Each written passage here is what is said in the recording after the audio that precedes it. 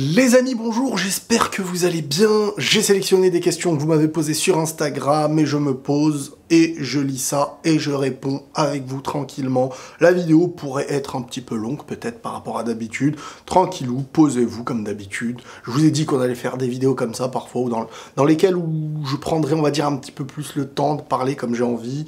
Et je préfère. Personnellement, moi, c'est le format que je préfère. C'est-à-dire que je suis pas là à essayer de calculer une vidéo courte qui arrangerait la moyenne, etc. Non, voilà. Alors, on commence avec la première question qui est « Comment survivre à la perte de l'homme que tu voulais comme époux ?»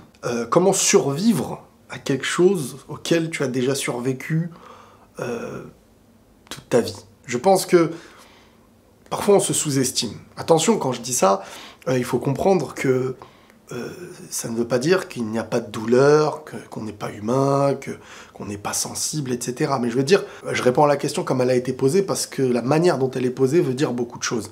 Quand on évoque le fait de comment survivre, c'est qu'on exprime que notre vie, ou du moins notre pensée sur le moment, n'allait avoir de sens uniquement si j'étais avec cette personne-là. Et donc maintenant que cette personne-là ne pourra pas faire sa vie avec moi, ou que je ne pourrai pas faire ma vie avec, eh ben, comment je fais pour survivre? Comme si ta vie dépendait de ça. Donc je pense que, encore une fois, on revient à un truc essentiel qui est la conscience. La conscience qui vient un petit peu à essayer d'apaiser temporairement, parce qu'au début, c'est la douleur, c'est pas toujours facile, c'est la tristesse. Mais la conscience, elle vient au début à te montrer ce qui est normal. Parfois, tu es triste et tu te confrontes à une normalité. Si dans ta tête, tu es conscient, tu te dis... je vais prendre un exemple qui n'est pas celui qu'on m'exprime, mais si par exemple tu es face à quelqu'un de mauvais, qui t'a fait du mal, qui est dangereux pour toi, tu vois dans son comportement, tu vois que c'est une personne avec qui tu ne peux pas faire ta vie. Tu peux être triste de ne pas avancer vers une personne envers qui tu as des sentiments, mais tu auras la conscience que ce n'est pas une bonne personne pour ton avancée, pour ce que tu veux construire, pour tout. Donc ta tristesse, elle est présente, ça disparaît pas comme ça, mais ta conscience reste l'élément primaire. C'est ce qui est écrit au tableau. Et ce qui est écrit au tableau, c'est ce que tu vois tout le temps. Donc t'es triste, mais tu sais que la vérité, c'est ça. Et petit à petit, tu seras un peu moins triste et tu sais que la vérité, c'est ça. Et quand le temps va passer, eh ben cette vérité-là deviendra même presque ta fierté en te disant « Heureusement même que cette chose-là ne s'est pas faite. » Donc, pour revenir maintenant, tu vas largement survivre si tu décides de faire un travail de conscience.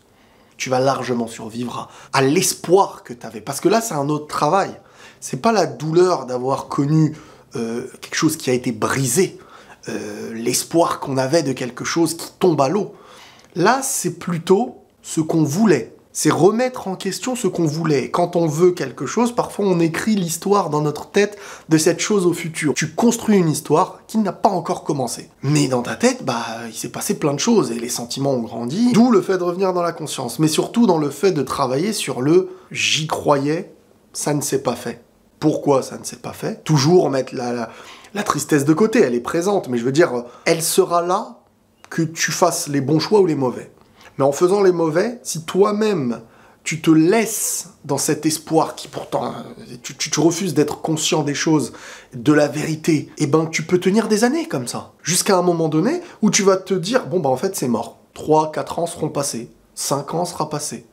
T'auras raté des opportunités dans ta vie. Au final, cet excès de temps t'aura servi à avoir la conscience que t'aurais pu largement avoir plus tôt. Mais sauf que, parfois, on aime se bercer d'illusions, se dire bon, quelque chose qui est fini, avec les preuves que c'est fini, voir que ça n'a même pas commencé, on reste encore dans cette bulle. Parfois on attend un peu trop, dans un moment où certes faut attendre un peu pour vivre une tristesse intelligemment, mais il faut travailler sa conscience et elle doit toujours être présente. Parce que sans conscience, tu sais plus où tu mets les pieds. Et tu penses que ta survie dépend de ton émotion, de ton sentiment envers quelqu'un. Tu penses que ta survie dépend d'un seul être humain. Mais il n'y a rien de plus dangereux. L'espoir est-il un traître? C'est bien parce que ça va dans le même sens que la première question. L'espoir, ça dépend. Si l'espoir est ton maître ou si tu es le maître de ton espoir.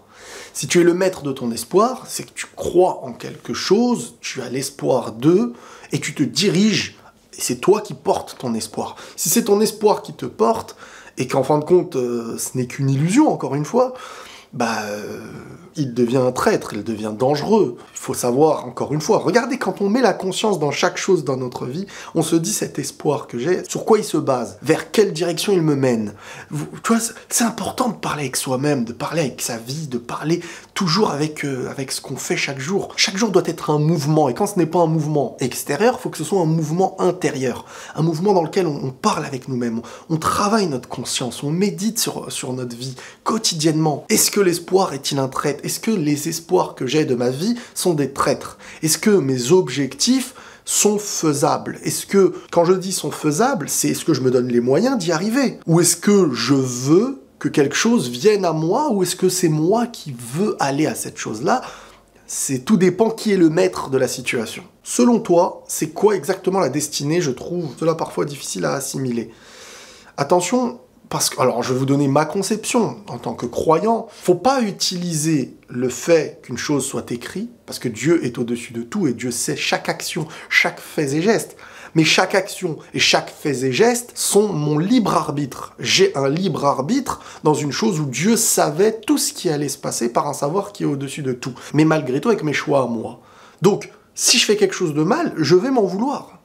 Mais s'il se passe quelque chose, je vais m'en vouloir. Mais certes, c'était aussi écrit que j'allais faire par mon libre arbitre quelque chose. Donc attention à ne pas oublier son libre arbitre, parce que sinon, ça devient dangereux. Bon bah tout m'est destiné, moi j'attends, je fais rien. Non, ce qui doit venir à toi viendra par ce que toi tu feras. Et dans ce que toi tu feras, c'est ta part de conscience et de réflexion et de peser la balance entre faire le bien ou faire le mal, c'est là. Mais Dieu, par son savoir, qui est au-dessus de tout, notre cerveau ne peut pas aller au-delà de notre conscience et de notre petit savoir d'humain. Il y a ce qui est écrit et ce que Dieu sait. Mais je veux dire, c'est presque d'une autre science, tout simplement.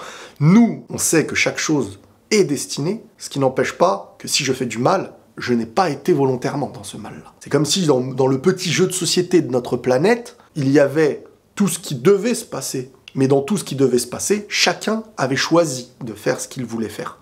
Moi, c'est comme ça que je le vois. Donc il faut savoir utiliser dans notre cerveau les faits du destin, et ce qui se passe, c'est ce qui devait se passer, comme la mort, comme à un moment donné, il ne faut plus revenir à chaque fois en se disant « et si, et si, et si ?» mais plutôt se poser la question de « là où moi, je risque d'être jugé, j'ai mon libre arbitre, et mon libre arbitre sera jugé. » Voilà. Comment éviter d'être orgueilleux, à ton avis? Déjà, c'est une bonne question, parce que la personne cherche... je trouve qu'aujourd'hui, on est dans une société qui fait flipper. Dans le sens où on pousse toujours à l'orgueil. On pousse à montrer aux gens.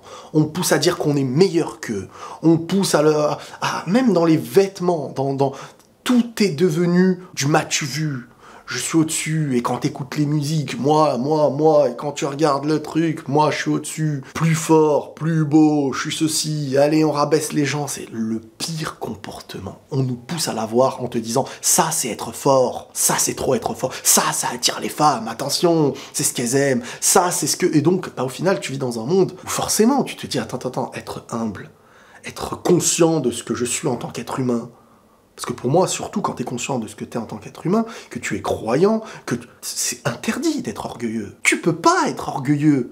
Mais tu te prends pour qui si tu veux être orgueilleux? C'est ça en fait qu'il faut se dire. Je ne suis qu'un être humain. Et si en plus je suis croyant, je suis en train de dire que je ne suis rien par rapport à ce que Dieu a créé, avec les preuves qu'il me montre chaque jour, comme ma petite faiblesse, si je mange pas, je meurs, si je dors pas, je meurs, si je bois pas, je meurs, face à n'importe quel animal dans un lieu sauvage, je peux mourir, face à une piqûre de je ne sais d'une araignée ou d'un certain type de moustique, je peux mourir, si je me fais pas opérer ou si mon cœur s'arrête de battre, je meurs, je suis tout petit comparé à tout l'espace, à toute la planète, à toute la nature, à l'océan, je suis rien du tout sur Terre. J'ai un rôle, et mon rôle peut être énorme, comme tous les rôles sont énormes parce qu'ils participent à l'addition de plein de choses. Mais comment tu peux avoir cette conscience divine et derrière vouloir être orgueilleux? Pour moi, ça ne va pas ensemble. Ça ne va pas ensemble. C'est de l'eau et de l'huile. Ça se mélange pas. Et si on n'arrive pas à faire cette distinction, il nous manque on a une grosse faille dans notre foi. Et là, je parle surtout au niveau croyance. Maintenant, sinon, si on parle globalement, comment éviter d'être orgueilleux? Pourquoi tu serais orgueilleux, en fait? L'orgueil, c'est une manière d'attirer l'œil et de montrer aux gens je suis meilleur que vous. Est-ce qu'au fond de toi, tu penses être meilleur que les gens? Parce que si au fond de toi, tu penses être meilleur que les gens, je vais prendre l'exemple d'un combattant, champion du monde, de n'importe quel sport de combat, est-ce que quand il marche dehors, il a besoin de montrer aux gens qu'il est plus fort à la bagarre que quand il voit un autre garçon ou un truc comme ça? Est-ce que les gens qui font des arts martiaux, qui savent se battre, je parle de se battre parce que c'est le conflit direct qui est représenté souvent par les hommes. Donc, est-ce que ces gens-là... Non, au contraire, parfois, ils sont beaucoup plus sages. C'est quand tu es plus faible que tu as besoin d'en faire trop. C'est quand tu es dans l'excès d'eux que tu es, en fin de compte, dans la preuve d'être dans le manque d'eux. Quand il te manque quelque chose, quand tu deviens complexé, c'est là que tu veux montrer aux gens et cacher à tout prix un truc. C'est, je sais pas, quand t'es complexé par ton nez, t'as une facilité quand tu parles, quand t'es complexé par tes dents, tu rigoles pas avec la bouche. Et ben c'est pareil avec le comportement. Quand t'es au fond de toi complexé, parfois il y a même un complexe qui existe qui est inconscient. C'est-à-dire que depuis tout petit, tu peux avoir une forme de complexe, de ne pas être bien dans ta peau, et en grandissant, tu veux te montrer comme quelqu'un qui a toujours raison, comme quelqu'un qui n'accepte pas le tort, parce que ce serait l'échec à tes yeux qui te rappelle l'échec que tu as toujours voulu cacher. Et l'orgueil, en fait, c'est ça. C'est le manque de quelque chose. Parce que si tu es bien avec toi-même, tu n'as pas besoin de montrer aux gens que tu es meilleur qu'eux. Au contraire. Souvent, les personnes qui sont vraiment bien, apaisées, voire ceux qui ont le plus de science, c'est ceux qui laissent le plus les autres parler. Mais le peu de fois où ils vont parler, ils vont te transmettre quelque chose. Ça va pas être banal. Ça va pas être bébête. Donc la meilleure manière d'éviter d'être orgueilleux, c'est de reprendre conscience de ce qu'on est et de travailler sur soi et d'être conscient de ses failles. Et on en a tous. Si à tes yeux, tu n'as aucune faille, tu ne fais aucune erreur, tu n'as aucun péché, tu ne fais de mal à personne, c'est que pour moi, là, il y a une part d'ignorance envers nous-mêmes. Est-ce que le silence est une bonne réponse? C'est parfait, ça va de soi avec les questions d'avant. Je vous jure, c'est même pas calculé. C'est intéressant parce qu'en fait, le silence fait partie de l'humilité. Être orgueilleux, c'est penser qu'on sait tout. Et être humble, c'est se rappeler ce qu'on est, en fin de compte. Donc c'est être conscient de notre réalité, en fait. De ce que nous sommes. Attention, être humble, ce n'est pas se rabaisser. Ce n'est pas ignorer ses capacités. C'est savoir ses points forts, savoir ses points faibles. C'est être véridique avec lui-même. Et c'est d'avoir une certaine forme de pudeur.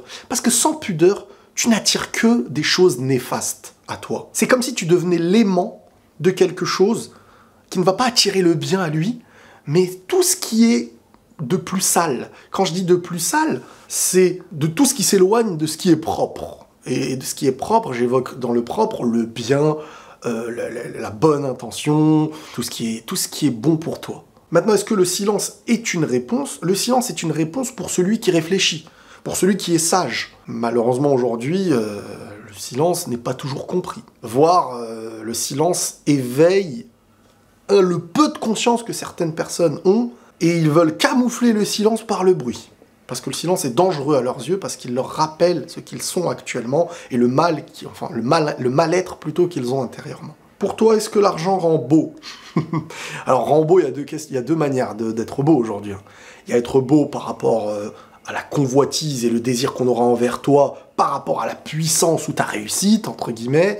Donc, être avec toi, enfin, tu deviens beau parce que être avec toi, c'est pas facile, c'est rare, tout le monde ne peut pas, et quand on est avec toi, on aura ce privilège que la majorité n'aura pas, donc la richesse, etc., des biens et tout. Et est-ce que l'argent rend beau? Dans le sens où, est-ce que avoir de l'argent te rend plus beau? Ça dépend où on voit la beauté, encore une fois. Alors, tu pourras plus facilement acheter les codes de ta société, de la mode, de ce qui plaît, parce qu'aujourd'hui, je vais pas vous mentir, moi, c'est ma vision. Les gens s'estiment beaux par rapport à la mode, à ce qu'ils ont sur eux, que ce qu'ils sont physiquement et intérieurement. C'est-à-dire qu'aujourd'hui, tu peux plus facilement trouver quelqu'un beau ou belle par rapport à une tenue, à du maquillage, ou pour de l'autre côté un homme, la mode qu'il a, les chaussures, l'ensemble, tac, machin, truc, que réellement sa propre beauté naturelle et son intérieur. Donc au final, selon les codes actuels, il est beaucoup plus facile de paraître plus beau avec de l'argent. De deux manières, comme je vous dis, la première que j'ai évoquée, et la seconde qui permet plus facilement d'aller dans les codes de ce qui plaît à la période actuelle, dans notre contexte de vie. Maintenant, chacun voit la beauté à sa manière. Parce qu'il y a des gens, dans leur simplicité, ils sont ce que toi tu aimes et ce que toi tu recherches. Ils te nourrissent directement la manière à tes yeux de voir la beauté. Et il y en a d'autres qui voient la beauté par de la pulsion, par le fait de voir de la chair, par le fait de... Mais pour moi, la vraie beauté, elle n'a pas besoin d'argent. Vraiment pas. Parce que c'est dans un naturel, dans une attitude, dans une pudeur. Moi, en tout cas, c'est comme ça que je trouve la beauté. Et cette personne n'a pas besoin, pour l'instant, d'en faire plus. Et quand elle en fait plus, elle bouffe tout, cette personne-là. Moi, c'est comme ça que je conçois le truc. Bon, c'était pas la question, mais est-ce que l'argent rend beau? Pour moi, non. Mais dans la grande majorité d'aujourd'hui, ça facilite les codes qui attirent l'œil et des yeux qui, pour moi, ont tort, mais on définit la beauté comme ça. Donc, si à la télé, on te dit la couleur blanche, la couleur verte, s'habiller en blanc et vert, c'est être beau, on fait d'une société des gens qui s'habillent en vert et je me rappelle plus quelle couleur j'ai dit, c'est beau. Vous voyez ce que je veux dire? La première étape pour changer. Alors, moi je pense qu'il ne faut pas espérer changer. Non, on a un vécu, enfin je veux dire, un arbre qui pousse. On va faire la même comparaison que nous. L'arbre il pousse. Est-ce que d'un coup tu dis, bon, s'il veut avoir... une plus belle forme au niveau de ses branches, on coupe certaines branches, on retire certaines feuilles, on prend ses fruits, on n'est pas là, on lui coupe pas le tronc et on dit bon, tu veux être quoi maintenant? Ce qu'on est et ce qu'on a vécu, c'est nous. C'est nous. Et même si ce qu'on a vécu c'est la pire des choses et qu'on a les pires regrets possibles, eh ben c'est nous. De ce nous, il va falloir maintenant en tirer la meilleure version de nous-mêmes, sans prendre en compte l'extérieur. On est toujours gagnant de pouvoir évoluer. Et on peut toujours évoluer. Et quand Dieu il te laisse de la vie, c'est qu'il te donne de l'amour. Moi, je le vois comme ça. C'est la chance que je te donne de pouvoir avancer. Et de pouvoir encore prouver. Et de te rendre service à toi-même, en fin de compte. Ne cherche pas le changement. Ne cherche pas à te remplacer. Cherche à évoluer. À devenir toi, mais en mieux. Que penses-tu du respect des parents, quoi qu'il en coûte? Entre parenthèses, parents toxiques, que faire? De toute manière... Peu importe, toxique ou pas toxique, il faut être intelligent et ce n'est que par le bon comportement que tu réussiras. Surtout par rapport aux parents parce qu'il y a un lien.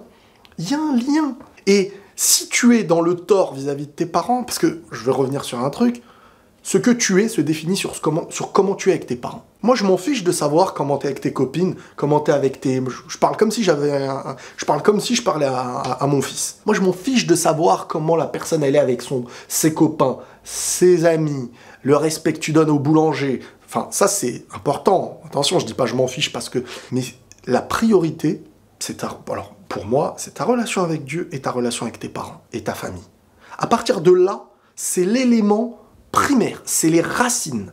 C'est la première chose qui définira tout ce que tu seras derrière. Le respect que tu auras envers ta mère définira le respect que tu auras envers les femmes. Le respect que tu as envers ta sœur définira le respect que tu peux avoir envers ta femme. Le respect que tu as envers tes parents, c'est le respect derrière que tu auras envers tous les adultes qui t'entourent, envers toute personne, des professeurs, un commerçant. C'est la base de tout. Donc, que la relation soit toxique ou pas, c'est dur, bien sûr. Après, il y a des exceptions, c'est-à-dire qu'il y a des histoires de viol, parfois, il faut savoir se préserver, c'est important. Donc attention, j'évoque pas les cas les plus extrêmes qui deviennent vitales à tes yeux, dangereux pour ta vie. Je parle de relations toxiques et tu dois prendre sur toi pour être... Parce que ça fera naître la meilleure personne, ça fera naître ton avenir en fait. Donc ta relation avec tes parents, elle ne doit pas être négociable, tu dois être irréprochable. Moi, c'est ma vision des choses. Ne pas trop répondre ou défendre ses avis, il y en a, ils prennent ça comme de la faiblesse. Que faire? Alors attention, déjà quand on cherche à répondre à quelqu'un, il ne faut pas le faire pour que les gens nous voient comme quelqu'un de fort, ou que les gens nous voient comme quelqu'un qui a de la science. Parce que là, il y a une limite qui est pas bonne. Je pense qu'il faut, au contraire, c'est bien si dans notre entourage, il y a des gens qui pensent qu'on ne sait pas. Bien sûr, dans le respect de ce qu'on est, il faut pas qu'on nous rabaisse, etc. Mais si les gens prennent pour de la faiblesse ton bon comportement, donc attention à ne pas se dire, ah, les gens me prennent pour un faible, donc je vais devoir taper pour prouver, je vais devoir être injuste pour montrer, je vais devoir être... Non, non, non, au contraire. Les gens, ils pensent que t'es faible. Est-ce que toi, ce que tu fais, tu es conscient que ce n'est pas de la faiblesse et que c'est de la force? Les gens voient ta force comme de la faiblesse.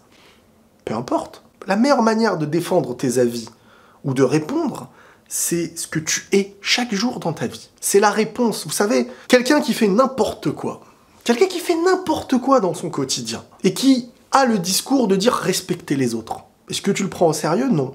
Quelqu'un qui ne dit pas respecter les autres, mais tu le vois tous les jours respecter les gens. Est-ce que ce gars-là a besoin de te répondre? Non. Comment vivre avec une personne jalouse? Attention, cette question, elle est très complexe, elle est très piège. Parce que je sais que ceux qui m'écoutent sont très attentifs à ce genre de truc. Qu'est-ce que la jalousie? Qui est fautif dans la jalousie? C'est là où il faut essayer de mesurer. Et pour moi, le couple doit être intelligent, dans le sens où, est-ce qu'il est jaloux ou est-ce que je suis jaloux parce qu'il y a des raisons réelles d'être jaloux ou pas content? Est-ce que cette jalousie, c'est aussi une faille dans ton comportement lié au couple? Le couple, je suis désolé, hein, on peut dire ce qu'on veut aujourd'hui, tu n'es pas ma propriété, bien sûr, c'est pas la question. Mais attention, vous êtes deux dans une forme de cocon. Faut vous respecter, l'homme ou la femme, hein, attention. Faut se conditionner. Faut éviter les choses qui peuvent nuire à votre couple. C'est ce qui est plus important normalement. Maintenant, il y a la jalousie excessive. Mais je pense que la communication et l'intelligence, parce que si tu n'es pas intelligent, je dis pas que tout le monde a une forme d'intelligence, mais il y en a, ils veulent pas travailler l'intelligence. Il y en a, ils deviennent bébêtes, entre guillemets, parce que c'est eux qui se refusent d'aller vers l'intelligence. Et donc, ils comprennent pas, c'est que de l'attaque et de la défense. Donc, vous évoquez des sujets, il n'y a pas de... Attends, qui a raison? Je vais essayer d'être juste. Cherchez à être juste, cherchez la vérité. C'est comme ça qu'on avance dans le couple. Si chacun se défend, ah ouais, t'as fait ça, bah alors moi je vais faire... Ça n'a pas de sens et ça ne sert à rien d'être en couple dans ce cas-là. Donc comment vivre avec quelqu'un de jaloux? C'est déjà, je pense qu'il faut communiquer. Qu'est-ce qui dérange déjà la personne? Qu'est-ce qui fait que... et est-ce que toi, tu es vraiment dans quelque chose de juste, dans le respect par rapport à l'autre? Et voilà moi comment je vois le truc, mais c'est complexe, on peut pas... C'est entre le couple lui-même de base. Peut-on avoir confiance à 100% dans un couple ou est-ce utopique? Alors, avant de chercher à avoir confiance en un couple, il faut que les personnes soient des gens de confiance. Comme je dis, c'est avant d'être en couple que tu vois si c'est quelqu'un de confiance ou pas. C'est dans le quotidien de cette vie, et c'est avant d'avoir vécu avec, que tu vois si tu peux faire confiance à quelqu'un. Maintenant, qu'est-ce que du 100%? Si on a confiance à 100%, et s'il y a 100% de chance de rester fidèle, eh ben alors, elle peut dormir là-bas avec 10 gars, toi tu peux dormir avec 10 nanes, enfin, ça n'a aucun sens. Le 100% n'existe pas, on va pas se mentir. Je suis désolé, c'est impossible de se dire le 100%, genre il n'y a aucune chance de d'avoir des failles, Donc, vu qu'il y a, vu qu'on est humain, tous autant que nous sommes, et n'importe qui sur Terre, eh ben, il va falloir se conditionner. Et ce conditionnement, c'est aussi savoir éviter des choses pour maintenir un couple dans le sérieux. Et la personne de confiance, c'est pas celle qui fait n'importe quoi et qui restera. La vraie personne de confiance, c'est celle qui sait, ou celui qui sait qu'il est humain, et qu'il se conditionne à ne pas se retrouver dans des endroits où il sera faible et il pourra tomber. C'est là, pour moi, la vraie confiance. C'est l'intelligence de chacun de se dire, je suis avec quelqu'un, je veux sauver notre relation. Je veux la sauver du début jusqu'à la fin. Donc j'évite des choses. Donc je me mets dans un cadre.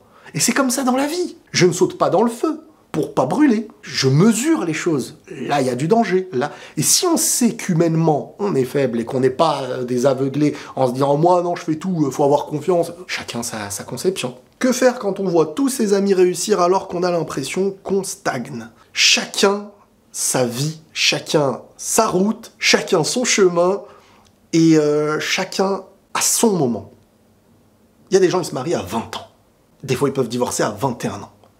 Il y en a, ils se marient à 40 ans, et ils vivent jusqu'à 90 ans. La vie, elle n'est pas linéaire comme ça, tout le monde doit avoir le même moment, le même timing, la même approche, non. Il y en a, ils deviennent adultes assez tôt, il y en a, ils le deviennent un peu plus tard, il y en a, ils ont la puberté à un certain âge, il y en a, ils l'ont un peu plus tard. Chacun est différent, chacun a vécu. Faut pas se comparer aux autres. Faut voir le bien, faut savoir tirer le bien de chacun, d'évoluer. Ton avancée à toi, elle est propre à toi. Ce sera jamais du 100%, il a tout et toi tu n'as rien. Il y a des choses que tu as qu'il n'a pas. Il y a des chances que tu as qu'il n'a pas. Et il faut jamais chercher à se comparer aux gens. Faut se comparer à nous et à notre avancée. Et vous savez, des fois, ça avance tout doucement. Et il y en a, ça va vite. Et après, ça stagne chez eux. Et toi, ça monte d'un coup. L'objectif, c'est pas eux, c'est toi. C'est ta vie à toi. Quand tu manges, tu nourris que toi. Eux, quand ils mangent, ils nourrissent que eux. Vous avez compris?